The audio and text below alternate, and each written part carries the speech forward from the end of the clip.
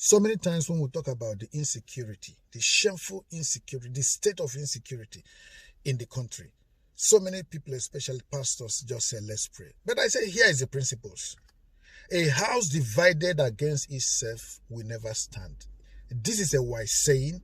Even to the same God you are praying to, this is a wise advice. This is a wise saying. This is a principle. God is a God of principles. God does not let down his principles. A house divided against itself can never stand. Even when the foundation is right, even when the foundation is not right, so far the house is divided against itself, it cannot work. For example, brothers that are divided against themselves, they can't work. If you like, give them all the money, it will be as if they have nothing. A husband and wife that is divided against himself, there's no way they can succeed. They can't build up anything in life. Talk about 200 million point something population. Divided. We have never been divided like as we have been divided right now. And everybody, the leaders, the politicians, they're all pretending. Pastors are pretending. Every one of them is arrowing their reasons to a different direction, a wrong direction. Your prayers are also going a wrong direction if your mindset is not centered on the truth. The truth is the only thing that will set you free. The truth is the only thing that will make you free. So if the foundation is right and then there's a division in the house, it will still collapse. Talk more when the foundation is not right. Talk more when you have 250 million people or more than the highest populated country in Africa. They are so divided. When division comes in, hate comes in. When hate comes in, what follows? Chaos, anarchy, misunderstanding, confusion. Under a confused state of things, there's nothing you can achieve. Hatred is very simple, but is the biggest thing that can destroy any unity. Hatred is already there. So there is fake unity. No, it's not existing. There's nothing like unity. Don't deceive yourself. Pray. Yes. But it's better you teach and tell the truth. The truth is what set you free at last. So all these ones that are just deceiving people here and there, let's pray. Why not take that same time? In the times of Elijah, in the times of the prophet, in the times of the old, the prophet stands before the king. He says, if I die, I die. King, this is the truth. None of them have been able to stand face to face. They're all pretenders. All of them are pretending. Face to face with the leaders, with the commanders in chief, and say, this is what is wrong. Some people are benefiting from what is happening. Some people have said, listen, the military in the country is powerful. The police is powerful. No matter how you say it, I don't care. But they can't operate under a divided mindset of the people. The people are so divided. We are not one. There's nothing like oneness. They are not one. There's no oneness. If you said there's oneness, tell me. When a particular sect of the country says everything is for them, they are born to take over everything. They're doing it, they're showing it, they're killing people every day. And you said there's oneness. Hatred is murder. The Igbo man is being hated. The Yoruba man is hated. The other groups are hated. And then you say things will be okay. How will things be okay when there is hate? Have you seen anything succeed under hate? Even in your house, if you hate your child, will that child be blessed?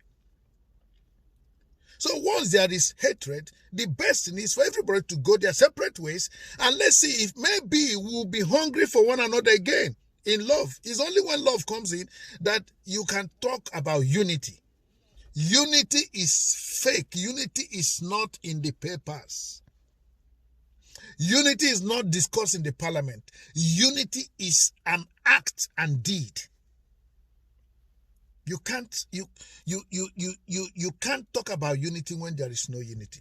There is nothing you can do about it. So stop deceiving yourselves. Pray. You have prayed enough. There are men there that have claimed they've made the dead to be risen. They've made barren to have children. They've given grace, favor to many people.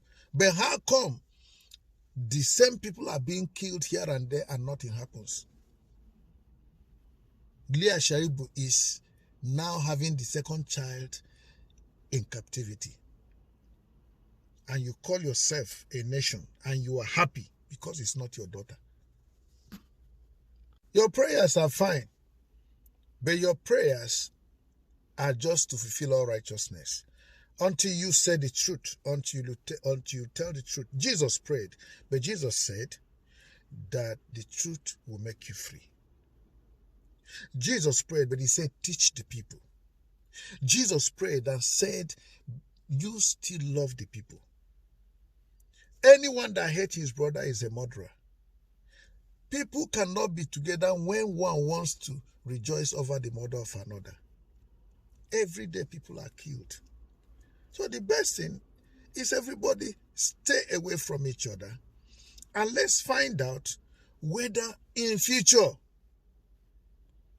we can come together or we build up our different places and have a handshake of friendship with one another. But for now, these killings and the world is not interested in looking at us is because they think we are brothers when we are not. When we are not. Hear me and hear me well. We are not. Because we've defied and destroyed the code of brotherhood in that country. When one sect of the country was killed, about 2 million, the whole of the country faced them and killed 2 million of them. During the Biafra-Nigerian war, the Igbos were massacred all over. And people still say that they hate the Igbos and they're in authority. And nobody is investigating this. Nobody is talking about it. People are armed and they go about killing people. And then when the people that are killing want to arm themselves, they say, oh, they've committed an offense against the state. So who is fooling who? There's nothing we can do about this. This is not a question of prayer.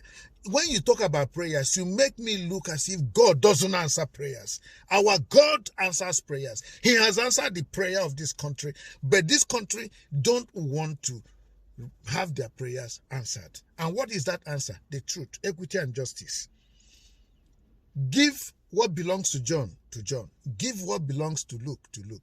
Give what belongs to Esau what belongs to Esau. And stop killing one another. When everybody go their separate ways, when you stay and you are hungry to come together again, you will have terms. You will have principles that will have respect for life and property. Now everywhere there's hunger. Why?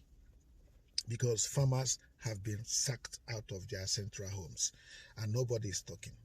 If you talk, they go after you. If you do anything, they go after you.